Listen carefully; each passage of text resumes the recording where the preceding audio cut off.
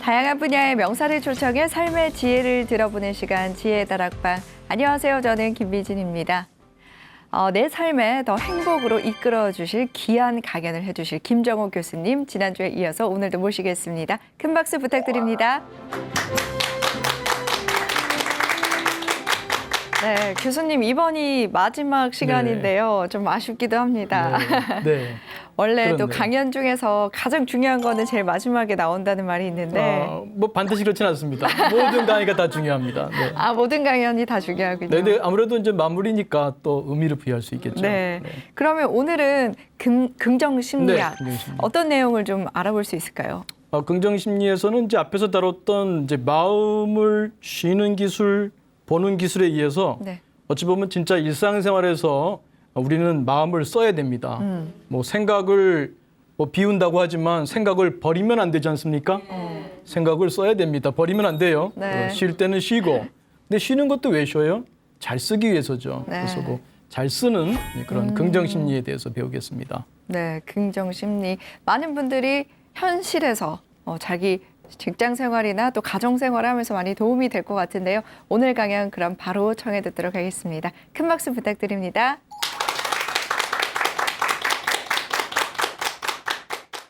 명상 마음챙김의 기초 위에서 긍정심리를 할 때 그럴 때 집착하지 않고 욕구를 쓸 수 있죠.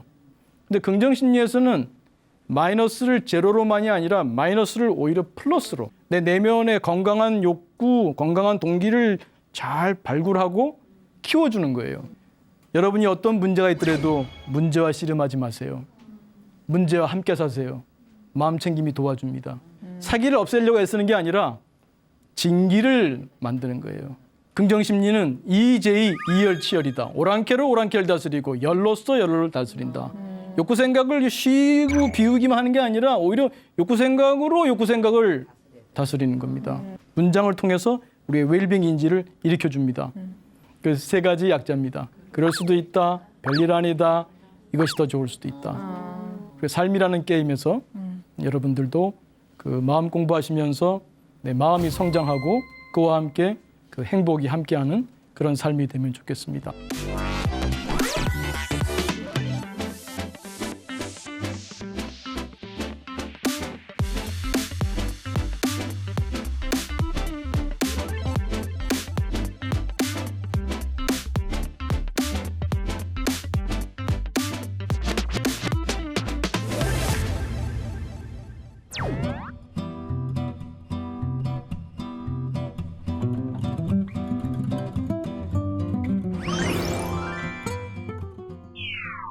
앞에서 마음챙김 배웠지만 마음챙김만으로는 충분하지 않습니다. 그냥 0점 훌륭하죠. 우리가 몰랐던 나의 어찌 보면은 중요한 기본적인 나를 발견하는 거죠. 내가 이런저런 것 때문에 속상해하고 누구랑 비교하면서 자존감 떨어지고 그랬는데 기본이 나 바다네. 난 요 파도인 줄 알았는데 그거를 머리로만 아는 게 아니라 온몸으로 깨닫는 거예요. 체험으로. 계속. 그건 하루아침에 안 됩니다. 자꾸 반복해야 돼요. 몇십 년 동안 내가 가져온 그 습관이 있기 때문에 나에 대한 습관이 있어요. 나에 대한 개념의 습관이 있어요. 그래서 꾸준히 명상하며 마음챙김하고 0점 좋습니다. 그러나 거기에만 머문다면 만약에 저울이요. 0점을 잘 가리켜야죠. 5kg 올린 다음에 내려놓으면 0점으로 가야죠. 50kg 올려놨으면 50kg 딱 가리키고 내려놓으면 다시 0점으로 정확하게 가야죠. 필요합니다. 근데 이 저울이 0점만 가리켜. 정확한데 5kg 올려도 0점. 50kg 올려도 0점. 60kg 올려도 0점. 이건 저울이 아니죠. 오로지 편안한 그 0점 라인만 머문다면 그거는 바른 우리 인생이 아니라고 할 수 있습니다. 그래서 우리가 이 대승불교권에서는 강조하지 않습니까? 서원, 우리 욕구가 없으면 스트레스 없어요. 그러나 욕구가 없으면 웰빙도 없습니다. 동상태 이론. 그 욕구를, 건강한 욕구를 잘 세운다. 서원을 세우고 서원의 삶을 살아야죠. 마음 챙김만, 명상만 하면 안 돼요. 이 삶 속에서 더불어서 함께 자기 나름의 서원을 강한 동기, 건강한 동기를 확립하고 잊지 않고 실천해 갑니다. 그런데 집착 없이 금강경에 나오는 말씀대로 응무소주 이생기심, 머무른 바 없이 마음을 낸다. 그런 마음으로, 그래서 이제 명상 마음챙김이 기초가 되죠. 그래서 명상 마음챙김의 기초 위에서 긍정심리를 할 때, 그럴 때 집착하지 않고 욕구를 쓸 수 있죠. 그래서 그 식물 마음챙김이라는 말을 제가 쓰는데요. 식물 마음챙김 하지 마라. 그 건강한 동기를 써야 된다. 제가 학생들한테 마음챙김 가르칠 때 그런 말을 해요. 자, 지하철에 앉아있다. 지하철 문 열리고 할머니 들어오시네. 마음챙김 합니다. 할머니 오신다. 심장이 두근두근 뛰고 있네. 할머니 점점 더 가까이 오시네. 뭐 손에 땀이 나는 것 같네. 뭐 이러고 앉아가지고 관찰만 하고 있다. 이게 식물 마음챙김이야. 일어나서 내가 막 일어나고 싶어하지 않는 마음이 있구나. 그 일어나서 새를 안내해드리고 그 서서. 근데 할머니 고맙다는 말씀도 안 하시네. 내 마음이 좀 서운해하는구나. 그걸 관찰하면 되지. 그냥 앉아가지고 식물 마음챙기면 안 된다. 바른 동기를 잘 써야 됩니다. 그래서 긍정심리 그 바른 동기를, 바른 욕구와 생각을 잘 써야 됩니다. 그러기 위해서는 우리 마음 공부의 출발, 자기 성장의 동기, 의식 성장, 영적 성장, 어떤 우리 내면의 성장 동기를 이제 확립해야겠죠. 그래서 바른 행위를 하면서 마음챙김하는 것은 이미 뭐 우리 불가에서도 많이 강조하지 않았습니까? 그 초기 불교에서는 이제 팔정도, 또 대승불교 오게 되면 육바라밀, 제가 뭐 하나하나 얘기 안 하겠습니다. 이러한 그 팔정도의 수행, 육바라밀의 수행, 그 정념, 삼마사띠, 기본적으로 그 바른 그 마음챙김이란 것도 이 팔정도 중에 하나일 뿐이에요. 마음챙김이 뭐 그것만이 유일한 것이 아닙니다. 이 전체 우리가 그 수행해야 할 그 큰 체계 속의 하나일 뿐입니다. 육바라밀에서도 마찬가지고요. 그래서 그렇게 우리 전체 속에서 조화롭게 수행해야 된다.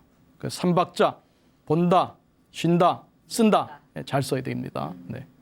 그래서 우리는 이 마음챙김 긍정심리를 할 줄 알아야 돼요. 우리가 지난번에도 그 그림에서 그 명상, 마음챙김 긍정심리에서 명상과 마음챙김을 함께 할 때 마음챙김 명상, 또 역시 마음챙김을 긍정심리를 하면서도 마음챙김, 그냥 마음챙김이 아니라 공회전을 하지 마라. 기아를 걸어야 엑셀을 밟을 때 차가 나가지. 기아를 걸지 않고 엑셀을 밟아봤자 붕붕 거릴 뿐 차는 조금 더 나가지 않습니다. 단순한 관찰, 오브저베이션만이 아니라 파티시페이션, 참여해야 됩니다. 우리 삶에 참여해야 돼요. 여러분이 주어진 삶에 사람마다 다 다르겠죠. 어떤 인생이 펼쳐지는지는. 근데 주어지는 그것을 가지고 내가 어떤 요리를 만들어 나가느냐. 여러분 적극적으로 참여하고 마음 공부하면서 여러분의 내면을 업그레이드 할 수 있겠죠.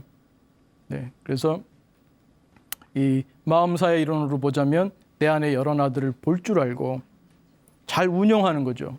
아주 유능한 감독이, 연출가가, 코치가 잘 사람을 쓰듯이 그 여러 나들을 잘 쓰는 거죠. 그래서 건강한 나를 자꾸 키우고 관을 자제롭게 한다. 관자재. 이 관자재의 경지가 아마 이 마음 공부 무림의 최고수가 아마 관자재의 경지가 아닐까. 관을 내 마음대로 한다. 그래서 긍정심리는 그럼 뭐냐?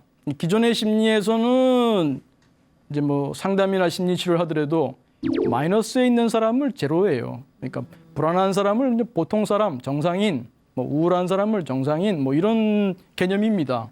그리고 또 문제를 해결하는 데 초점이 있어요. 근데 긍정심리에서는 마이너스를 제로로만이 아니라 마이너스를 오히려 플러스로. 또 제로 상태, 우리가 병원에 안 간다고 다 건강합니까? 뭐 정상인이라고 할 수 있을지 모르지만 여전히 더 건강할 수 있지 않았습니까? 그러니까 우리의 마음도 역시 더 건강할 수 있는데 그냥 병원에 안 갈 정도다에 머물지 말고 내 내면의 건강한 욕구, 건강한 동기를 잘 발굴하고 키워주는 거예요. 그 훌륭한 그 뭐 아이돌 미리 발굴해서 키우듯이 내 안에 있는 건강한 나들을 바깥만 보지 말고 내 안에 건강한 동기를 찾아서 잘 키워줘야 됩니다. 그랬을 때 이제 그 내면이 그 실현된다. 자기 실현 그런 말도 하죠. 그래서 긍정심리는 플러스 내면의 건강한 동기를 실현한다, 개화시킨다에 관심이 있습니다. 보통 사람들도 그렇게 또 마이너스 있는 사람들은 오히려 마이너스 상태 때문에 클 수 있어요. 그래서 그 요즘은 PTSD만 있는 게 아니라 PTG 개념도 있습니다. 외상 후 그 스트레스 장애만이 아니라 외상 후 성장, 그런 그 그로스, 그것이 이제 요즘 긍정심리에서 많이 연구합니다. 그래서 오히려 고통을 경험한 사람이, 보통 사람들은 그냥 고만고만 살다가 죽을 텐데 이 사람은 고통을 경험하는 바람에 오히려 더 성장할 수 있는 기회가 주어지는 경우도 있습니다. 그래서 그럴 수 있도록 또 심리학에서 도와주고 있습니다. 그런 쪽이 이제 긍정심리라고 할 수 있고요. 제가 이제 동양에서 보면은 진기가 있는 곳에 사기가 살지 못한다는 게 있는데요. 그걸 제가 자주 드는 그 긍정심리의 비유를 하나 드리겠습니다. 그게 욕실의 비유인데, 욕실에 곰팡이가 필 수 있지 않습니까? 네. 그럼 닦아야겠죠. 네. 그럼 뭐가 필요합니까? 세제네, 세제로. 네. 그냥 손으로 닦는 게 아니라 세제를 쓰고, 또 맨손이 아니라 장갑도 껴야 되고, 소울도 있어야죠. 소울도 닦아야 되죠. 그래서 움직여서 닦아야 되는데, 닦는다고 또 그 다음에 안 피느냐? 시간 지나면 또 펴요. 그러면 또 닦아야죠. 그래서 연구를 합니다. 아, 세제를 또 개발을 해. 이 세제를 개발했더니 그전에는 일주일 만에 또 다시 폈는데 이 세제를 쓰니까 한 보름은 깨끗해. 또 새로운 소를 개발했어. 이 소는 닦기 쉬워. 한 30분 닦아야 되는데 이 소를 쓰게 되면 10분만 닦아도 돼. 어떤 사람은 또 방법도 연구해. 야, 가로로 닦지 말고 세로로 닦아봐. 더 잘 닦여. 이렇게 연구하는 것도 발전이죠. 네. 그런데 다른 방법이 있어요. 곰팡이를 해결하는. 이 곰팡이 피는 곳과 관계없는, 곰팡이 피는 곳이 아닌 남쪽 벽에 관심을 두세요. 남쪽 벽을 뚫습니다.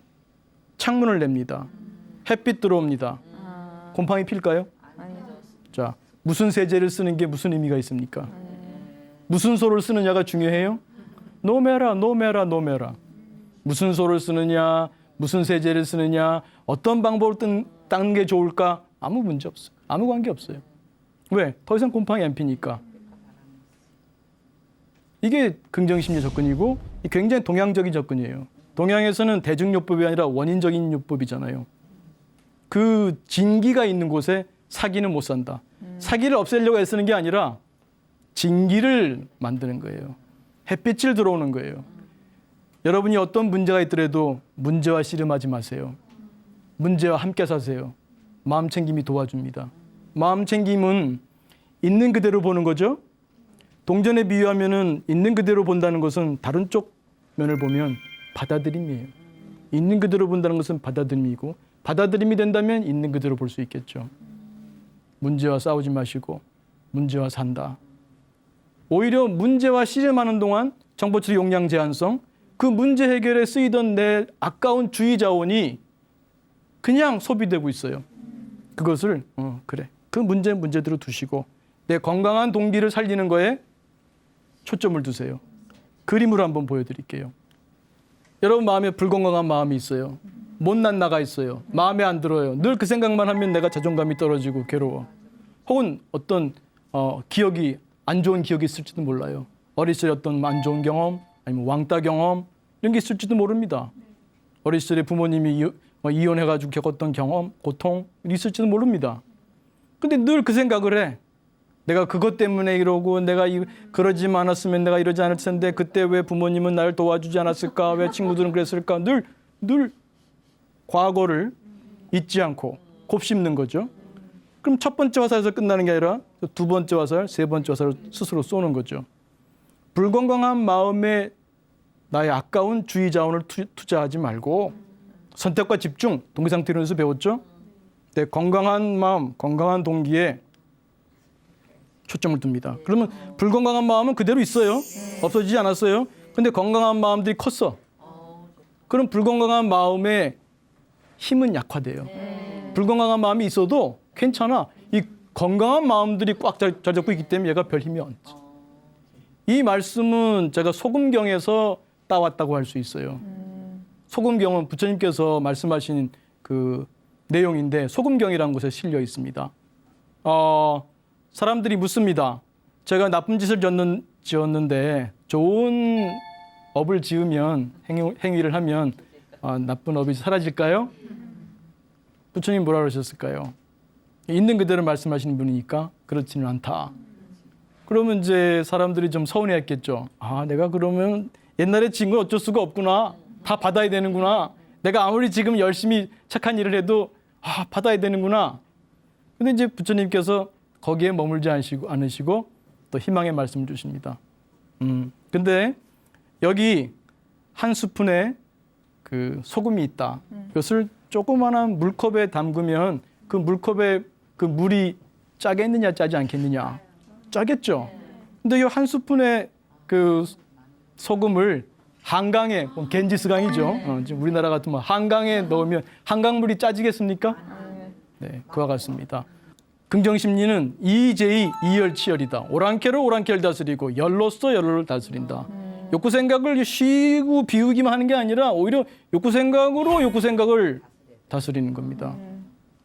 그래서 그 그림을 또 보여드리면 이와 같이 네, 우리 지난번에 명상 설명하면서 생각을 안 하려고 하면 더 떠오르지만 하얀 북극곰 효과. 근데 슬쩍 감각의 문을 열어줘. 마음의 문을 열면 감각이 들어오면 욕구 생각은 빠진단 말이에요. 마찬가지입니다. 이것은 여러분이 불건강한 욕구 생각이 있다면 건강한 욕구 생각을 들여오면 돼요. 얘를 밀어내려고 하면은 못 나갑니다. 얘하고 씨름하면 씨름할수록 얘한테 주의 보내는 거예요. 그런데 걔를 그냥 두고 함께 사는 힘입니다. 마음 챙김의 힘. 내가 나의 아까운 주의 자원을 내 건강한 욕구 생각에 투자하는 겁니다. 그러면 지난번도 말씀드린 것처럼 첫 시간에 우리 정보 처리 용량이 제한되어 있기 때문에 그게 원죄와도 같지만 이게 우리가 공정한 정보 처리를 못해. 그러나 복음과도 같다. 왜? 작기 때문에, 의식의 공간이 작기 때문에 다룰 수가 있어요. 그래서 건강한 욕구 생각을 들여오면 불건강한 욕구 생각은 점점 빠집니다. 그리고 소고되기 시작합니다. 없애려고 할 때는 오히려 못 나가고 버티는데 내버려두고 내가 건강한 욕구 생각을 살려주게 되면 이것들이 마음의 무대를 지배하게 되는 거죠. 여러분 마음의 무대에 어떤 나가 올라왔는지 종종 마음 챙김하세요. 지금 나는 어떤 나인가? 쪼잔한 나인가? 관대한 나인가? 분노의 나인가? 감사의 나인가? 종종 돌아보세요. 돌아만 보지 마시고 긍정심리와 함께 내가 건강한 나들을 쓰면서 나아가면 좋겠습니다. 그래서 그 웰빙 초점 전략에서는요, 뭐 여러 가지 전략이 있는데 다 다루기에는 이제 시간이 모자랄 거고요. 한 가지만 음미하게 말씀드리면 이게 그 스트레스 때도 마음 챙김하지만 웰빙 때도 마음 챙김할 수 있어요. 그래서 내가 그 가족들과 좋은 식사를 할 때 문득 돌아보면 무탈하게 이 코로나 시기에도 아무도 아프지 않고 같이 식사를 하고 있구나. 이 소확행이란 말도 있죠. 네. 그 내가 지금 이 잔잔한 행복을 느끼고 있는 것을 가만히 돌아보면 감사해요. 일종의 음미죠. 내가 좀 이렇게 가족들과 함께 이렇게 소중한 그 식사를 하고 있구나. 또 친구들과 담소를 나눈다든지 작은 일상에서의 어떤 기쁨을 느낄 때 그 기쁨을 온전히 느낄 수가 있게 돼요. 그래서 마음 챙김의 어떤 음미가 함께 될 때 내 마음의 행복이 늘어나게 되죠. 그러니까 여러분이 이러한 그 웰빙에 주의를 보내지 않게 되면 여러분은 습관적으로 또 고민되는 일, 과거 고장난 타임머신 타고서 후회와 원망으로 가 있거나 미래의 불안으로 가 있어요. 지금 여기에 감각, 또 지금 여기에 그 웰빙에 초점을 두시게 되면 여러분 경험이 변화하게 되죠. 그래서 웰빙 목록 기법 중에 이제 웰빙 행동 목록, 웰빙 인지 목록을 활용하는 게 있는데 그 우리 시작할 때 아니죠. 우리 지난주에 말씀 나눴었죠. 그 알아차림, 마음 챙김으로 내가 분노가 막 올라온 건 알아차렸지만 이게 쉽지 않다는 거죠. 알아는 차렸어. 근데 여전히 이제 분노가 올라와 있으니까요. 그럴 때는 알아차림 후에 도망가야 된다고 했어요. 어디로? 웰빙 행동으로. 여러분이 좋아하는 뭐든지 미리 준비해 놓으세요. 뭐를 좋아한다고 할까요? 여러분이 음악 듣기를 좋아하나요? 아니면 잠깐 나가서 아파트 한 바퀴를 돌까요? 법륜 스님의 그 동영상 한번 볼까요? 그 남편하고 지금 막 화가 나 있다. 스톱. 그러니까 알아차리는 순간에 스톱할 수 있어야 돼요. 거기서 내가 옳다, 내가 옳다 좀 따지면 안 됩니다. 기분 일치성 효과, 첫 시간에 배웠던 거예요. 기분 일치성 효과 때문에 화가 나면 화가 나는 기억만 떠오르고 그러면 더 화가 나고 그럼 더 기분 나빴던 화나는 기억만 떠오르고 그러면은 이제 남편에 대해서 아주 부정적인 기억만 꽉 차게 되면 남편에 대해서 바른 판단할 수가 없어요. 그래서 그때는 판단 중지, 스탑을 거셔야 돼요. 그리고 도망가세요. 어디로? 웰빙 행동. 그래서 평소에 웰빙 행동 목록을 적어두는 게 좋습니다. 왜냐하면 기분 일치성 효과 때문에 정작 필요할 때 안 떠올라요.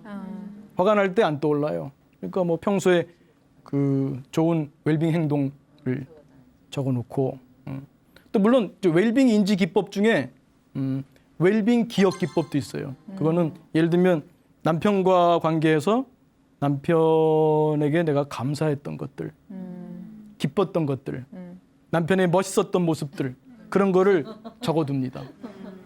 물론 나에 대해서 적을 수도 있어요. 내가 좀 다운될 때 보면 도움될 수 있고요. 그런 것이 웰빙 인지를 활성화시켜주죠. 그래서 남편의 그런 것들을 보는 것도 도움이 돼요. 남편이 이런 적도 있었지. 왜냐하면 화가 날 때는 안 떠오르니까. 그걸 적어두게 되면 볼 수 있어요. 근데 그 웰빙 인지 중에 웰빙 기억 목록에는 그 남편에 대해서 할 때는 이런 것도 포함되어야 돼요. 내가 남편한테 미안했던 것들. 남편에게 미안했던 것도 적어둡니다. 그러면 막 화가 나고 그럴 때 스탑하고 그 목록을 보세요. 좀 스마트폰도 있으니까 적어놓으세요. 안 적어놓으면 안 돼. 둔필승총, 둔한 연필이 총명을 이긴다. 네, 적어두세요. 그래서 그걸 보면 남편이 그 공정한 정보 처리할 수가 있어요. 이 의식 공간이 작거든. 아, 남편이 이런 적도 있었지. 그리고 또 끝에 보면 내가 남편한테 미안했던 것들, 내가 잘못했던 것들. 그러면 그래. 남편이 설사 잘못한 것이 맞다 할지라도 좀 품어주기가 쉬워지겠죠. 그럼 웰빙 인지 또 웰빙 행동 또 특히 내가 뭐 지금 묻지도 따지지도 말고 스탑하고 법륜 스님의 거기 보면 많을 거야. 뭐 주제어 넣어 부부 싸움 일단 넣어보세요. 뭐 결혼도 안 하신 분이 참 뭐 참 말씀을 잘해 주셔. 그래서 보면 아 그거 하나 딱 듣다 보면 에이 그렇지. 또 마음이 또 쑥 내려가면 그럴 수 있잖아요. 그러니까 무엇이 됐든 그게 무슨 방법이든 간에 뭐 기독교인들이라면 자기가 좋아하는 목사님의 설교 같은 거를 딱 듣는다든지 이렇게 해가지고 그 자기의 기분을 먼저 바꿔야 돼요. 기분을 바꾸면 생각이 바뀝니다. 그러니까 동기 관리는 이제 그도 들어가면 한이요 밑도 끝도 없습니다만 그 기본적으로 이 두 가지만 말씀드릴게요. 접근 회피, 내재 외재. 접근 회피는 뭐냐면요. 내가 어떤 동기랑은 뭐냐면은 욕구라고도 말을 하는데 일상용어로는 내 행동이 있으면 행동 뒤에 그 원인 되는 힘이에요. 학생들이 공부한다, 예습을 한다. 왜 하느냐? 선생님한테 칭찬받으려고. 내가 아주 말을 잘했을 때 아이들이 존경의 눈을 보기 위해서, 받기 위해서, 존경의 시선을 받기 위해서. 그럼 접근 동기입니다. 근데 어떤 학생은 아 이거 내가 준비 안 해서 선생님이 아무개 너 해봐라 했는데 우물우물하고 말을 못했다. 선생님이 나를 뭐라고 부를까? 아 끔찍하다. 학생들이 친구들이 나를 뭐라고 볼까? 아 창피하다. 안 된다. 그래서 공부하기도 합니다. 그런 경우에는 회피 동기죠. 그 두 아이의 마음의 상태가 같겠습니까? 네, 똑같이 공부를 하지만 예습을 하지만 첫째 아이가 더 행복하겠죠? 자, 여러분은 어떻습니까? 여러분은 어떤 일을 할 때 접근 동기로 해요? 회피 동기로 해요? 그래야죠. 자, 남편과의 만남은 주로 접근 동기로 만납니까? 회피 동기로 만납니까? 아이들과의 만남 어떻습니까? 아이들 밥 해주는 게 좋아서 막 밥 해주고 싶고 아 인터넷 보면서 요즘은 좋은 요리도 많은데 좀 알아보고 이거 해줘야지 코로나 시대에 좀 맛있는 밥 해줘야지 이렇게 합니까? 아니면 내가 엄마니까 밥은 해줘야지 내가 정말 그 엄마로서 내가 정말 그 최소한 해주자 이건 무슨 동기입니까? 회피 동기예요. 내가 정말 문제되는 엄마는 안 되겠다는 그 정도밖에 안 되죠. 똑같은 요리하는 행위지만 삶의 질이 다르죠. 그러니까 여러분의 욕구가 접근이냐 회피냐 잘 보세요. 그럼 어떤 동기가 되겠습니까? 접근 동기로 잘 보세요. 마음 챙김으로 나를 보세요. 내가 어떤 동기로 살고 있나? 관계에서 어떤 동기로 사나? 내가 이 일에서 이 일을 어떻게 하나? 또 하나는 이제 외제 동기, 내재 동기는 뭐냐면요. 그 자체가 좋아서 하면 내재 동기예요. 공부가 너무 재밌어. 그래서 공부해. 그건 내재 동기입니다. 근데 이걸 하면은 학점이 잘 나와. 돈을 준다 그래. 이거 요번에 몇 등 하게 되면 부모님이 스마트폰 사준다 그랬어. 그럼 외제 동기입니다. 그런데 가급적이면 내재 동기로 하십시오.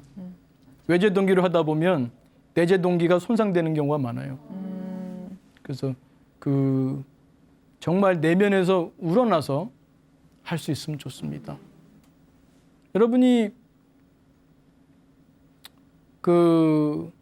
다 직업이 있다고 할 때 대부분 사람이 요즘 여자들도 직업이 있습니다만 직업 활동을 할 때 이 세상에 있는 모든 직업은요 다 다른 사람을 위한 일입니다. 다른 사람을 위하지 않은 일이 있을까요? 음식점에서 음식 만드시는 분들 그 음식 우리가 먹고 배부르고 또 맛있고 또 영양을 통해서 우리 건강해지지 않습니까? 그런데 과연 우리는 어떤 동기로 일을 하고 있습니까? 여러분이 식당 주인이라고 하자면 물론 돈을 벌기 위해서 한다고 할 수도 있어요. 당신은 왜 식당업을 합니까? 돈을 많이 번대요. 이걸 하면은 요즘 잘 나가는 품목이에요. 또 틀린 말은 아니죠. 그러나 마음에 내 가게에 오는 손님들이 정말 즐겁게 먹으면 좋겠다. 그리고 그분들이 건강해지면 좋겠다. 다르겠죠, 행동이. 마음도 다르고요. 훨씬 더 정성을 들일 것이고 또 영양 있는 음식을 준비할 것이고요. 무엇보다 마음이 행복할 겁니다. 사람들을 대할 때도 내가 친절한 사람으로 보여야 돼. 뭐 이런 걸로 회피 동기로 하는 게 아니라 정말 사람을 좋아서 이렇게 한다면 똑같은 직업 활동이지만 그냥의 삶이 될 수도 있고 공덕의 삶이 될 수도 있습니다.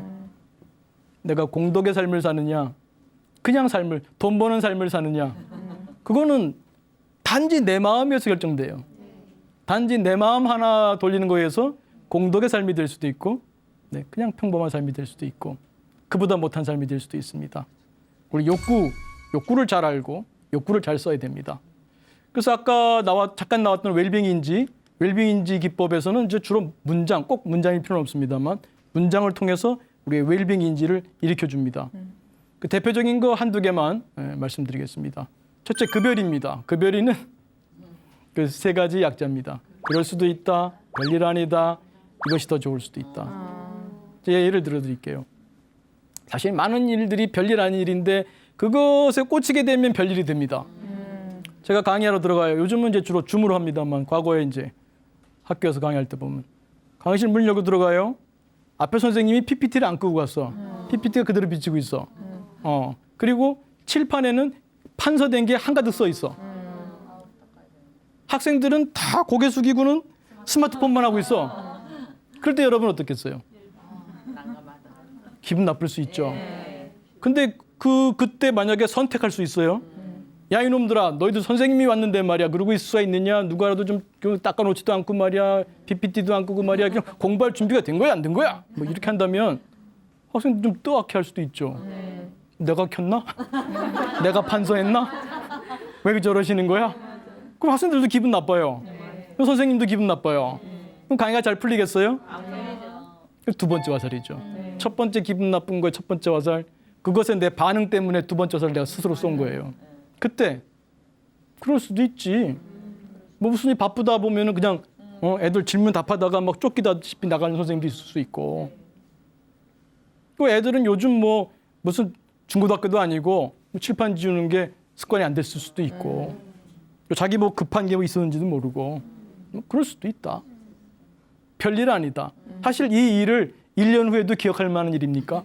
10년 후에도 기념할 만한 일입니까? 아니에요. 그럴 수도 있는 일이고 별일 아닌 일이고 어쩌면 여러분 살다 보면 참 안 좋았던 일 같았는데 살다 보니까 더 좋은 일로 나중에 전환되는 경우도 있잖아요. 전화위복. 그러니까 일종의 마법의 주문입니다. 그 별이. 딱 그 순간 마음 챙김의 힘이 강해서 이런 마음이 올라오네 툭 하는 순간 두더지 잡듯이 내려갈 수도 있습니다. 그러나 그렇게 수행력이 높지 않더라도 알아차림만 돼도 내 마음이 이렇게 움직이는구나. 순간 웰빙인지 자꾸 써서 습관이 되겠죠. 그럴 수도 있다. 별일 아니다. 좋을 수도 있다. 그럼 넘어가는 거예요. 그러면 강의 또 잘 풀리고 아이들도 막 좋아하고 하면 좋죠. 또 뭐 그 인연을 믿는 분이라면 인연과보. 어떤 일이 안 좋은 일이 있을 때 인연과보라고 생각하신다면 받아들이기가 쉽지 않겠냐. 두 번째 화살은 안 쏘시겠죠. 왜 나한테 이런 일이 하면서 두 번째 화살은 쏘지 않을 겁니다. 또 배웠다. 이것도 참 좋습니다. 뭐냐면 여러분이 어떤 행동을 하고 후회할 수가 있어. 내가 그때 그 말을 했지? 내가 그런 뜻을 한 게 아닌데. 돌이킬 수도 없고. 근데 그 생각을 계속 곱씹어. 일하다가도 곱씹고. 아침에 김 부장이 인사를 내가 했는데 안 받았어. 왜 안 받았지? 나를 무시하는 건가? 일하다 말고 또 왜 무시했지? 뭐야, 지가 그럴 수가 있어. 지가 부장이지. 뭐 이러고 하루 종일 생각해. 배웠다. 내가 혹시 내가 실수했다 할지라도 돌이킬 수 없잖아요. 배웠다. 삶에서 배워가는 거죠. 성장 동기 있는 분들은, 마음 공부하시는 분들은 그럼 다음에는 어떻게 말을 하면 좋을까? 다음에 이런 상황이 왔을 때는 어떻게 하면 좋지? 연구해야 돼요. 학자만 연구하는 게 아닙니다. 우리 잘 살려면 연구해야 돼요. 여러분 장사 잘하려면 연구하잖아요. 어떤 품목이 잘 나가지 연구해요. 어디가 먹기 좋지? 연구합니다. 그래서 내가 잘 살기 위해서도 연구하는 자세, 그런 게 필요합니다. 그래서 배웠다, 또 역지사지, 입장 바꾸는 연습은 정말 훌륭한 그 긍정심리의 훈련입니다. 그 입장 바꿔서 자꾸 생각하는 훈련을 자꾸 해야 돼요. 그리고 웰빙인지에서도 중요한 게 뭐냐면 웰빙인지 기법은 묵상을 해야 돼요. 명상이 아니라 묵상입니다. 묵묵히 생각을 해야 돼요. 명상의 생각을 쉬고 비우는 것이라면 이 긍정심리는 쓰는 거잖아요. 생각을 잘 해야 됩니다. 멈추기만 하는 게 훌륭한 게 아닙니다. 잘 써야 돼요.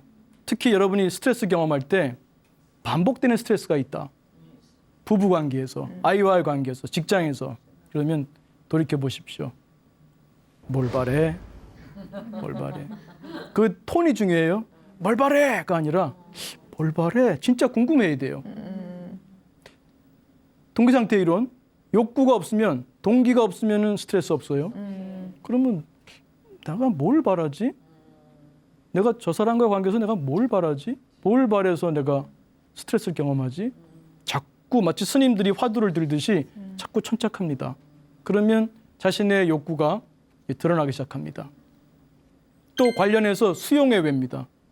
남편이 맨날 술 먹고 늦게 들어온다. 스트레스겠죠. 당신은 왜 맨날 술 먹고 늦게 들어와? 왜? 그 왜라고 했습니다만 궁금한 걸까요? 궁금하지 않아. 이걸 저항의 외라 그래. 저항의 외. 근데 똑같은 글씨로 쓰면 똑같아. 남편이 왜 맨날 술 먹고 밤늦게 들어올까? 말하는 톤이 달라져.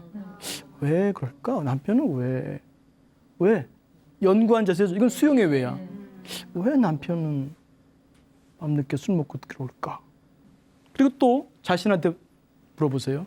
나는 왜 남편이 술 먹고 밤에 늦게 들어오면 화가 날까?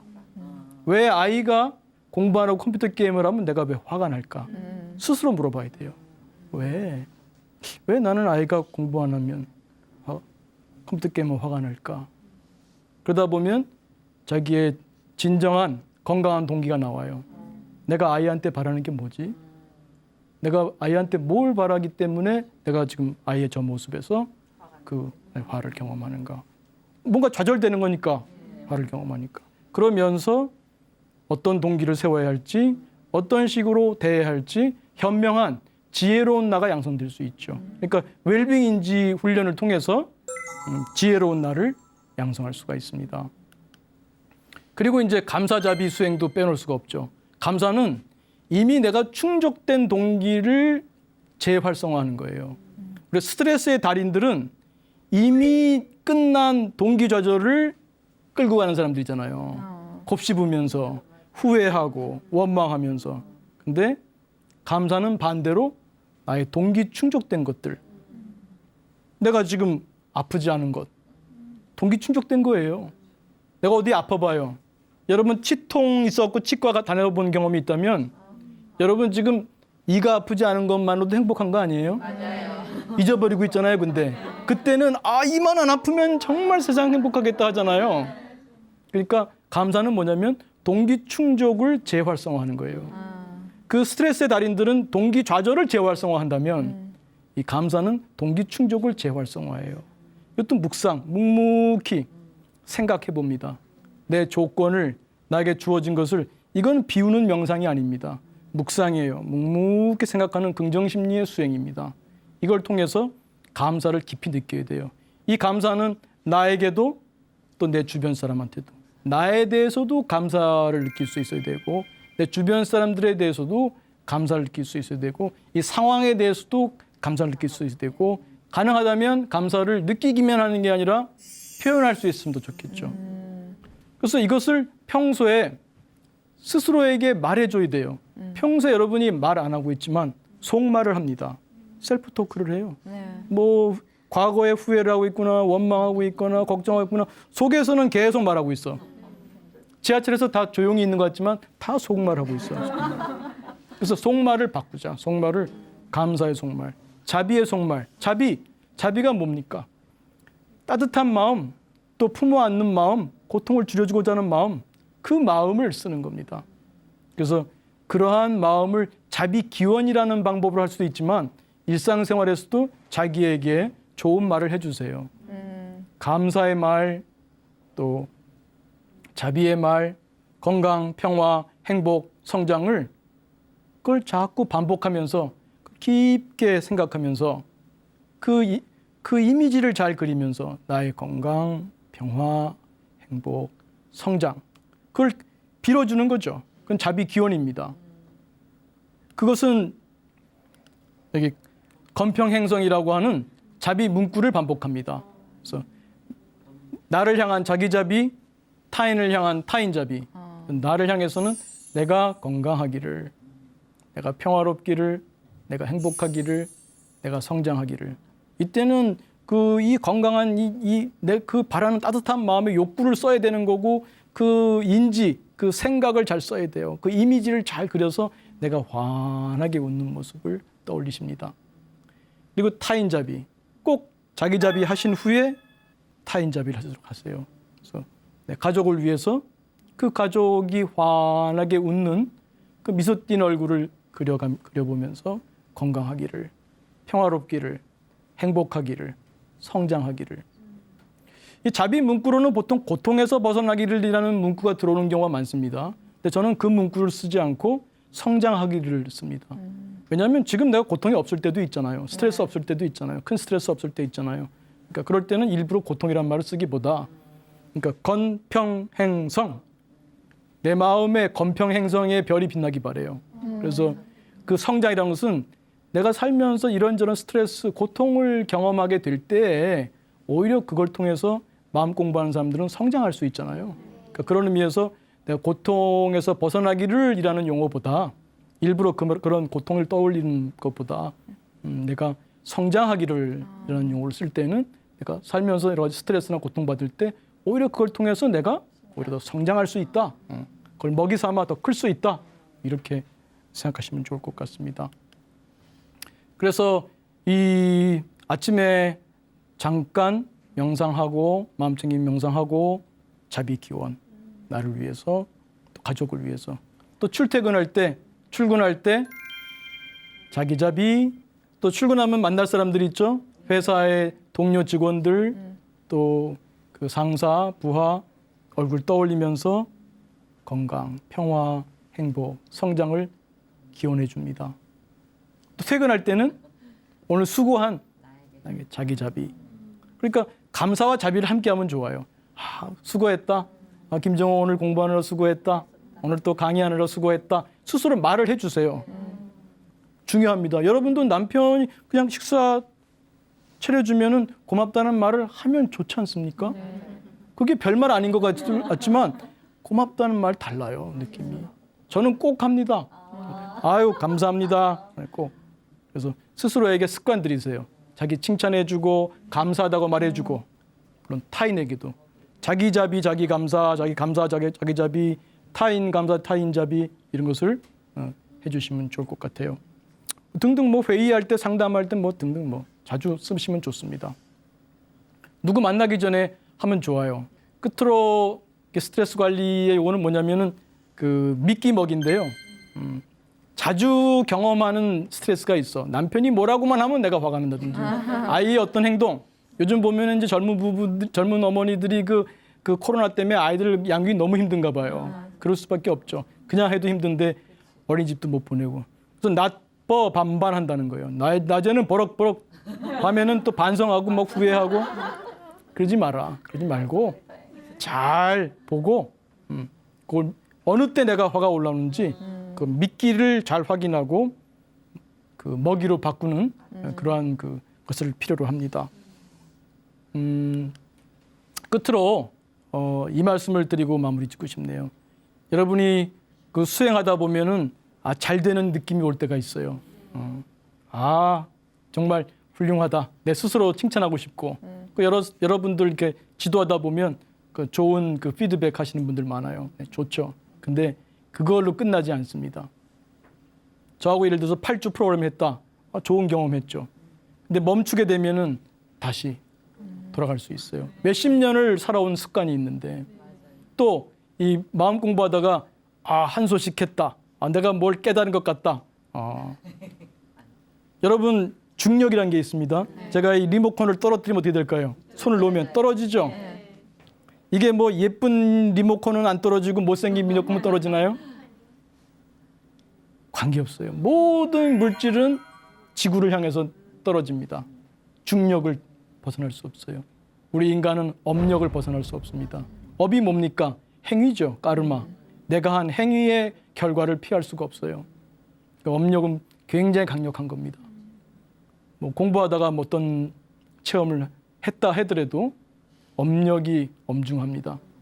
끝없이 마음 공부하시면서 나아갈 때 그 어렵고 딱딱하기만 한 게 아니라 아이들 게임처럼 몬스터와 싸우면서 제거하면서 득템하면서 재미를 느끼고 성장하듯이 그 삶이라는 게임에서 여러분들도 그 마음 공부하시면서 내 마음이 성장하고 그와 함께 그 행복이 함께하는 그런 삶이 되면 좋겠습니다. 감사합니다.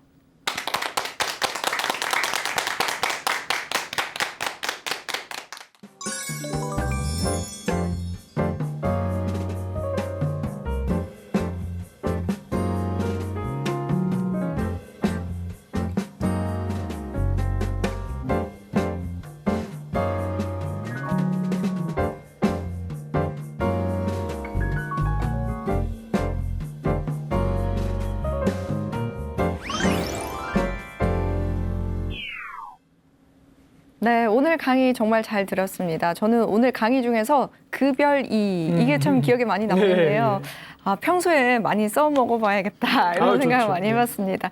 교수님께서는 혹시 이 4주간의 강의 중에서 다 잃어버려도 이거 하나만은 기억했으면 좋겠다 하는 그런 것들이 있을까요? 뭐 하나만 꼽으라고 하면은 좀 서운하고요. 네. 명상에서 쉰다. 아. 쉰다를 잊어버리지 마시기 바라고 마음 챙기면서 본다 하고 네, 긍정심리에서 그 많이 못 다뤘습니다만 자비심을 기르는 그 훈련을 하면 좋겠습니다. 일상에서. 일상에서 자비심을 기르는 훈련. 이 모두에게 필요한 게 아닐까 싶습니다. 오늘 지혜 다락방은 여기서 인사드리고요. 김정훈 교수님의 강연 잘 기억해서 평소에 잘 기억하셔서 써먹을 수 있으면 좋겠습니다. 함께해 주신 여러분 고맙습니다.